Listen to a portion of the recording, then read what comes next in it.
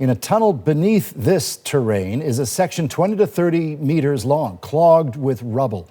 Getting through safely would be a challenge anywhere, but more than 500 kilometers north of the nearest sizable city, Terrace, the Red Chris mine is extremely remote.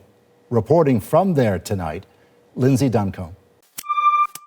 On the other side of this gate, workers worry about 3 colleagues trapped so deep underground. It feels strange to be working right now knowing there's guys trapped right now. Haul truck driver Andrew Craik spoke to us from inside the site. Camp is a pretty eerie place right now. There's a lot of stressed people here. So I have lots of family members who are miners too, and they're pretty much in shock too with what's going on here. The 3 workers are trapped 284 meters underground in a tunnel blocked by rock piled the height of a 2-story building. There has been no communication. That whole length has to be secured and stabilized before you have safe entry into the area where the 3 people are trapped. It's believed they're in a refuge room like this one, with enough food and water to support 3 people for at least 2 weeks. Speaking to reporters for the first time since the incident, Newmont's head of safety said there is natural airflow to the area. So that is what we are here about today, is to make sure that we get them out safely.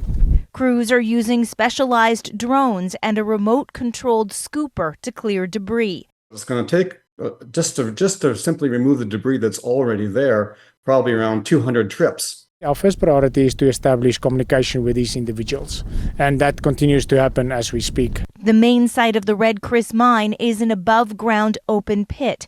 The 3 workers were working on an underground planned expansion.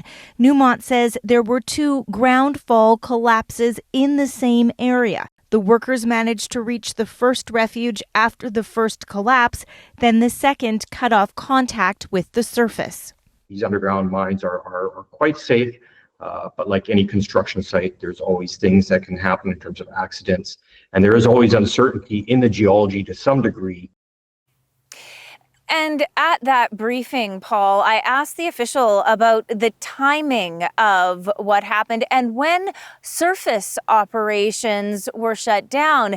What he said was that it was a few hours after the initial fall, and stressed, Paul, that there's quite a distance between the 2 sites and no relation between what happened underground and what happened on the surface. And Lindsay, do we know anything more about the 3 miners, the drill operators?